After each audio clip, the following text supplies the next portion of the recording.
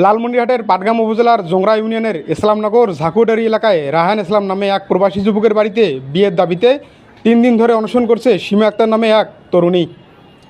জানা গেছে, জোংরা ইউনিয়নের ইসলামনগর এলাকার আবু আলমের ছেলে রায়হান ইসলামের সাথে গত 4 বছর আগে প্রেমের সম্পর্ক গড়ে ওঠে একই এলাকার সীমা আক্তার নামে ওই তরুণীর।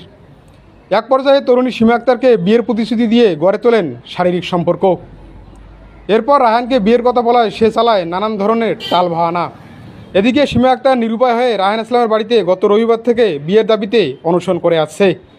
প্রেমিকা সীমা আক্তারের উপস্থিতিতে কোনো ধরনের খোঁজ মিলছে না প্রেমিক রায়হানের। রায়হানের সাথে আমার 3-4 বছর থেকে সম্পর্ক। মানে ও বিদেশ যাওয়ার 1 বছর হইতেছে। ও আমায় ঢাকা যাইতে বলছে, মানে আমার বাড়ি থেকে বিয়ে দিতে চাইছে। ও ওর বন্ধুর দ্বারাই আমাকে ঢাকা নিয়ে গেছে।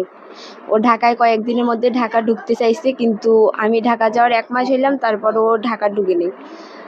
ও আমায় নাকফুল সহ পড়াইছে, কয়েকদিনের মধ্যে বিয়ে করবে। এগুলো তো সব রেকর্ড, মেসেজ সব কিছু আমার কাছে প্রমাণ আছে।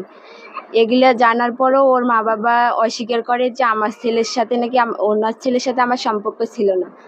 আর আমি ঢাকায় যেই বাসায় ছিলাম, ওই বাসার মহিলাদেরও হুমকি দিছে যে আপনাদের যত টাকা লাগবে আমাদেরকে বলেন, মেয়েটাকে পাচার করে দেন, তাড়াতাড়ি বাসা থেকে বের করে দেন।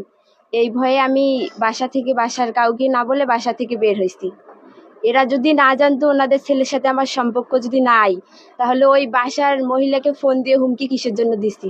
এরা তো সব কিছুই জানে, মানে ওর মা বাবা সব কিছুই জানে, তারপরে এখন অস্বীকার করে কিসের জন্য? বাড়ি এসেও তো কথা হয়েছিল। ও বলছে যে আমি যাতে বাড়িতে না থাকি, ওর বাড়িতে যাতে আসি ঢুকি। হ্যাঁ, রেকর্ড তো আছে। এখন আমার ওর কারণে মান সম্মান শেষ হয়েছে, আমি ওরেই চাই। আর যদি না পাই তাহলে আমি এইখানে আত্মহত্যা করব, কারণ আমার কি জীবনের মূল্য নাই?